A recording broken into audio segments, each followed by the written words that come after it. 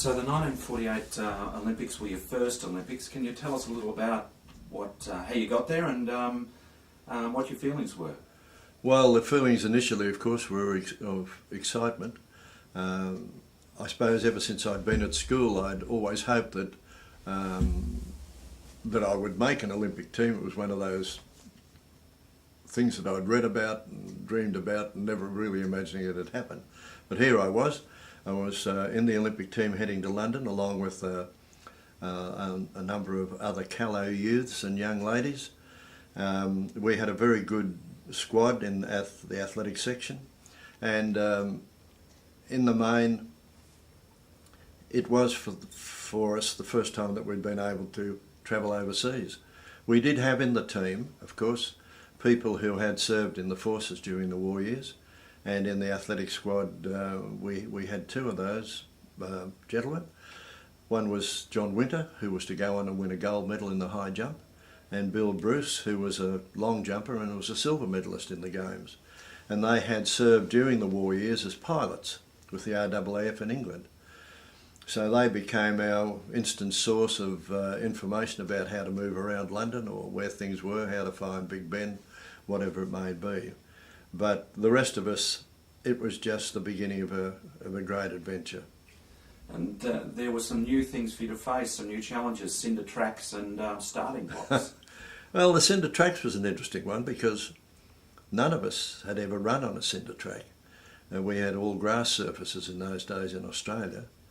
And a group of us, I think about 5 of us, went up to Sydney to train at Moore Park.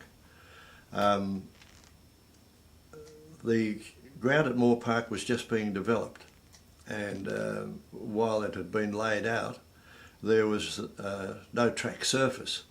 So they laid one lane of cinders, built up, I have to tell you. They were boxed in and built up right around the track. So our training was sort of single file, running around Moore Park, one behind the other. But at least we had the feel for it and understood what it was going to be like on a cinder surface. I think one of the things that worried us initially was whether we were going to suffer from any injuries like shin splints or soreness or things of that nature, because we'd never been on a surface as hard as this. So that provided us with that initiation into cinder tracks. And what about the technical development of the starting block? Well, we never ran into the starting blocks or ran out of the starting blocks until we got to England. No one had them here in Australia. We used to you would go out onto the grass track, and most people had a small little trowel that they dug a hole with. Now that in itself doesn't seem to be all that hard, but the trouble was, of course, at the start, been so many holes dug that end of the track you were always hunting around trying to find a bit of firm soil in which you could dig the holes, or alternatively find a set of holes that suited you. So when we got to London and found that they had, and for the first time at the Games, starting blocks were going to be used, then we had to become used to starting blocks and then to use them in training, and of course when the Games came up, to use them as well. So that was a very new and a very big breakthrough. It was a long, long way in those days. What was the trip over like? Yeah, the trip over was 5 days getting from Sydney through to London. We left one evening, I think around about 10 o'clock, out of Sydney, and flew overnight into Darwin, arriving there in the morning in time to have some breakfast. And from Darwin we went through to Jakarta, which was a refuelling point, as Darwin had been, and from Jakarta into Singapore, which was going to be our first overnight stop. Our first truly exotic experience, and arriving in Singapore, it was interesting. The Singapore airport in those days had a major road that ran right across the middle of it, and when planes were coming into land, they would have to place barriers across the road so the traffic would stop. And then we landed on an all-metal runway, and these had been developed during the war years. They were sort of great sheets of perforated metal, which were developed so they could be laid on sand surfaces or coral beaches or things of that nature for planes to come in and land on.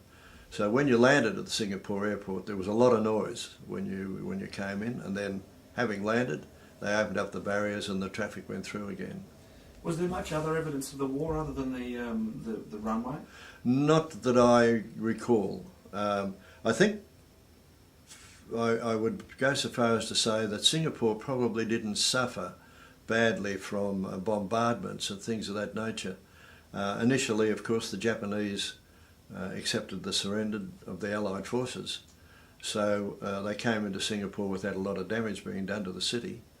And then I think the same may have been true in reverse, that the Japanese withdrew, the Allies came in, the surrender was accepted, and I don't think the city was badly damaged. But of course, it was a much smaller city than the one that we know today. And I suppose our big moment in Singapore was that we stayed at the famous Raffles Hotel with the punkahs operating over the top to keep us cool, and it was just a wonderful, wonderful place.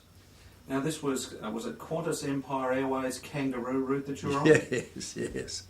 Yes, it was. We flew in a Constellation, which was at that stage the biggest aircraft I'd ever been in, and I think in Australia I might have flown in a Skymaster from, I think, flying from Perth at one stage, but otherwise this was certainly the biggest aircraft that I'd flown in, and I think I'm safe in saying that there was only one class in the aircraft at that stage, so one size fitted all. We all sat in the same cabin, and we all received the same attention. And what was the in-flight entertainment like? Well, the in-flight entertainment was what we made of it ourselves.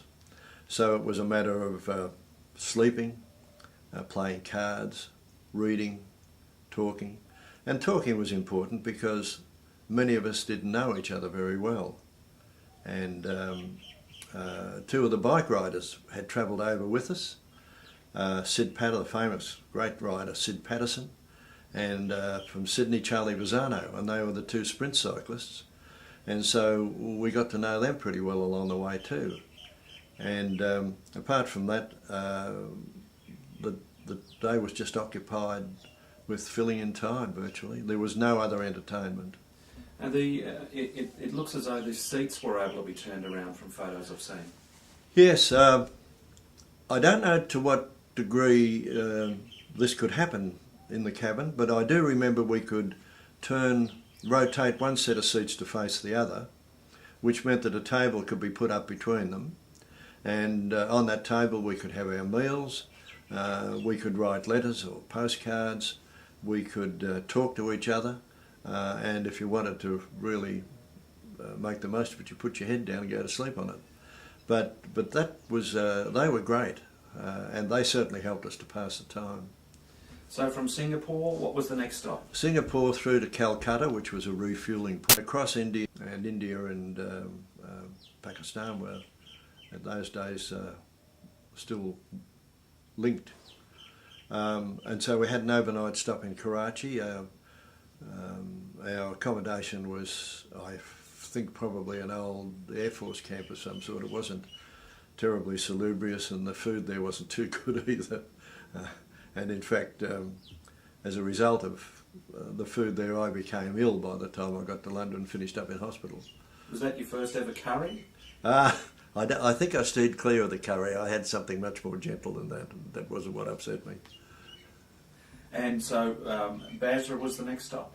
Yeah, Karachi, out of Karachi into Basra, which is on the Arabian Gulf, and then just a refuelling stop there. It was interesting. We met a fellow there who was an Indian in the immigration section, and in talking to him we found out that he'd been in the 1936 Indian gold medal hockey team, and up till that point India had never been beaten in the Olympic Games, and from memory I don't think they were in London either. And so we flew out of Basra across into Cairo and had a wonderful stay in a magnificent hotel, the Heliopolis Palace Hotel, where conditions really were very, very good. There was a lovely terrace at the hotel, and we had travelling with us a world famous pianist who was an Australian lady, Eileen Joyce. And I can remember sitting on this beautiful terrace along with others, and Eileen Joyce having dinner one night, and it was quite a romantic atmosphere with lovely starlit night, pleasant climate at that point, and it was one of those nights that still lingers in my memory. And next stop was? Out of Cairo up to a place called Castel Benito. I've never checked to see whether it still exists. I think it was probably an Italian Air Force base, and maybe that's where the Benito came from after Mussolini. And we only had a refuelling stop there. We weren't there for very long, but they had to take on sufficient fuel to take them from North Africa through to London. And so that was our last hop, and we were all getting pretty excited about what lay in front of us. And we flew into London on a beautiful summer's evening, and not at a very high altitude, which used to be the story in those days, but flew over the fields and copses and forests of England with people, and it was twilight, with people out making the most of a lovely summer's evening across cricket field. It had looks that I imagined England would always have, so that in itself was fulfilled a lot of my imaginatives. And what was the Olympic Village like when you arrived? There wasn't one. There was no Olympic Village in 1948. We were housed originally at Richmond Park, which had been an Air Force camp during the war years. The camp had been set up within the park. We couldn't have had a more beautiful place to be encamped, but and our conditions were pretty good. I think there were 6 of us to a room, but it was comfortable, and we occupied, the men occupied a couple of rooms because the girls were housed. They came in after we had been on the first trip. They came in on a later plane, and they were housed in a hotel. But we had pretty good facilities, and we were there with the New Zealanders, with whom we always got on well, and with Sri Lankans, or as they were in those days, Ceylonese, who looked at us with some awe because, and for quite a few days, went out of their way to avoid us, and we never really understood why until we found out that they were being well educated on the White Australia policy, and they thought we were going to tear them asunder or something. But once we started to play cricket and got them involved with that, then they joined in, and we got on well with them.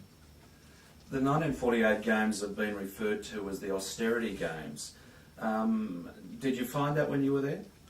It was very austere, I suppose, reflecting on it, but of course didn't worry us particularly at the time.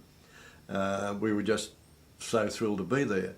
But my fiancée at that stage had sent food parcels through to England for me, to Australia House, and I was able to go in there and pick them up. And of course the team had to take its own food. There was not sufficient food to, or not of the type that we were used to, available to us in England. And so it was a requirement that we fed ourselves. And so we took in enough food to be able to keep us for the time we were in England. And of course, anything that we had over, we passed on to the England team, the British team. Well, I suppose one of the differences too that occurred as far as the austerity games were concerned is that they did make use of facilities that were there. And I remember quite a number of the teams, including the British team and the American team, were housed at Uxbridge, which was a former military camp of some sort.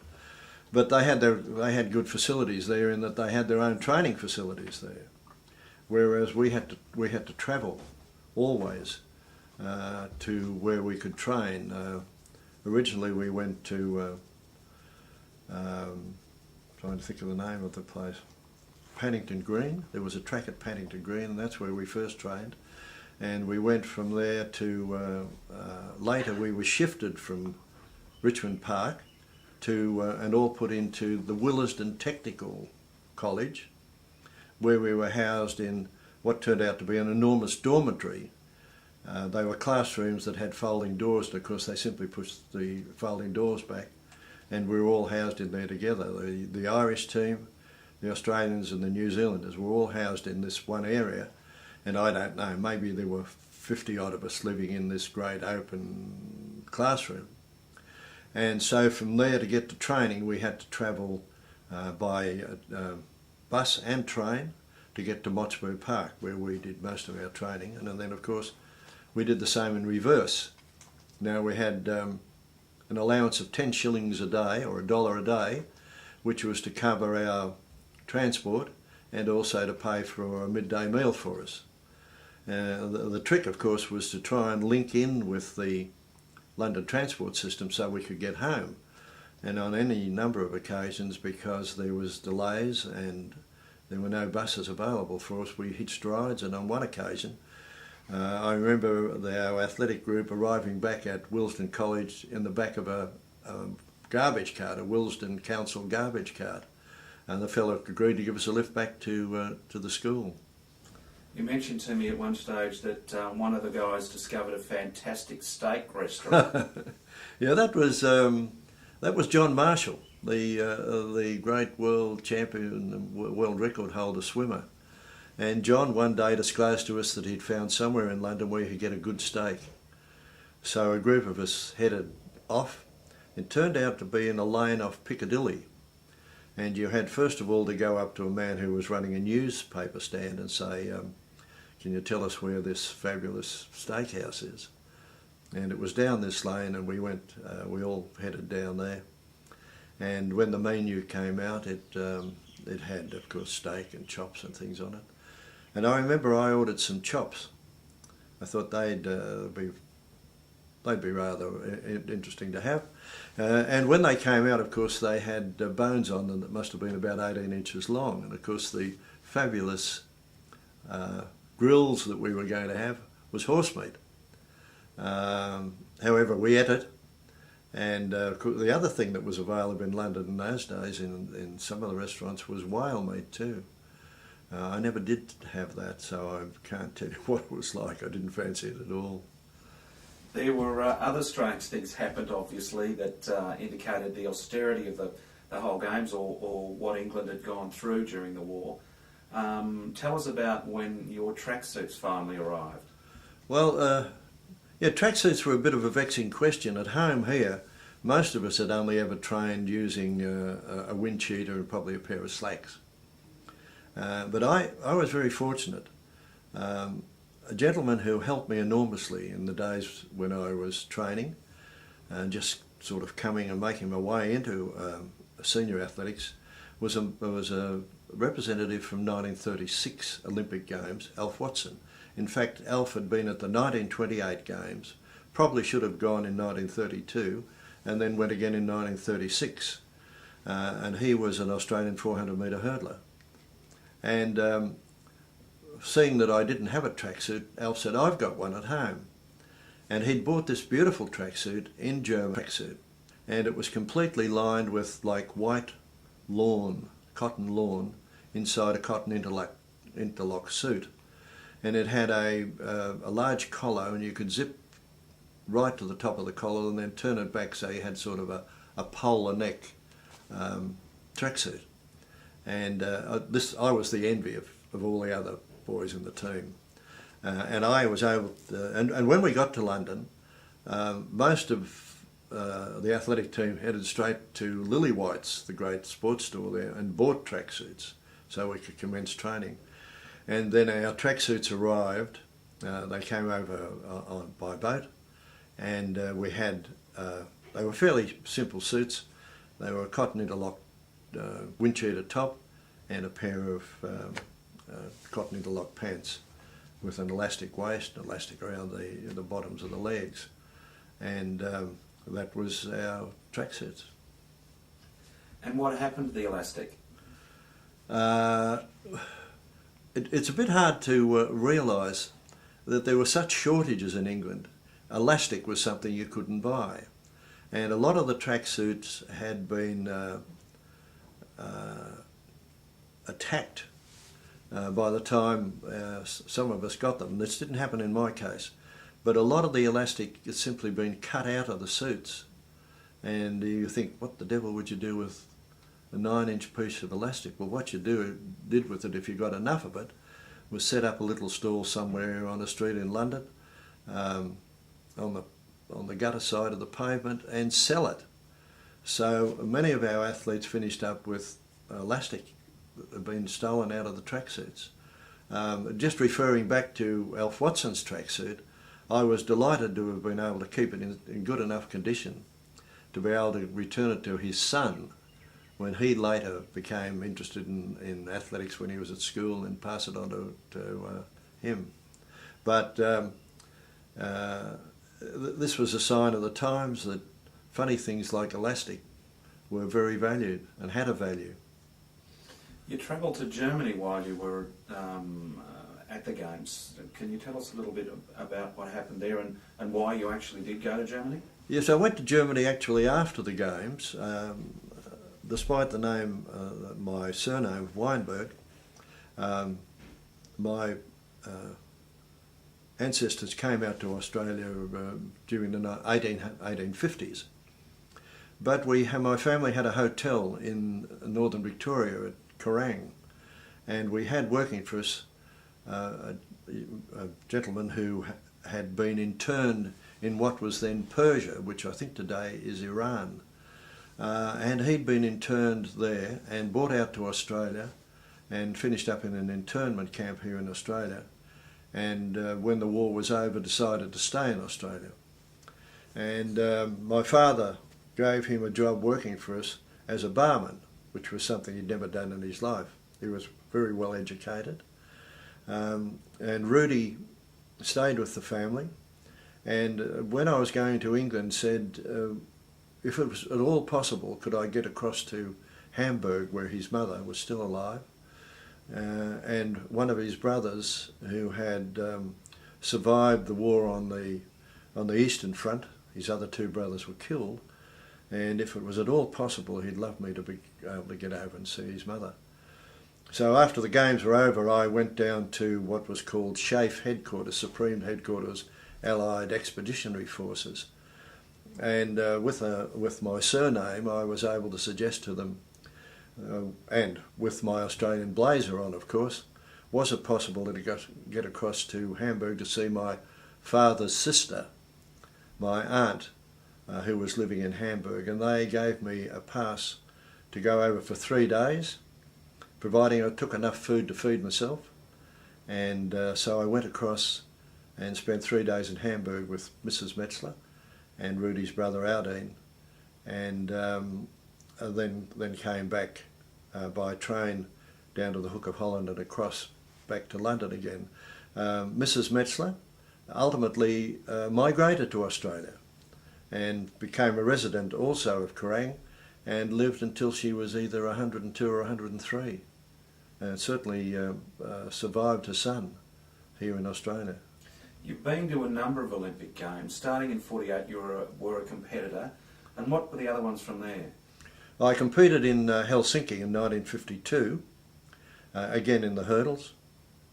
And then I went back to live in the country. And when my wife and I decided that our family was starting to grow up and perhaps there would be more opportunities in the city, and we sold the family business and came down to live in Melbourne, and I resumed my role as a coach, which I had begun when we were living in Kerrang, and there were athletes used to come up to Kerrang, and I used to coach them there in hurdling. And so when I came back down to Melbourne, I became much more involved in coaching, and as a result of that I became coach of the Australian team, the athletics team in Mexico City in 1968. And Jim Howland, who'd been appointed manager of the team to Mexico City, sadly died while we were in Mexico City, and I assumed the role of manager as well as coach of that team in 1968.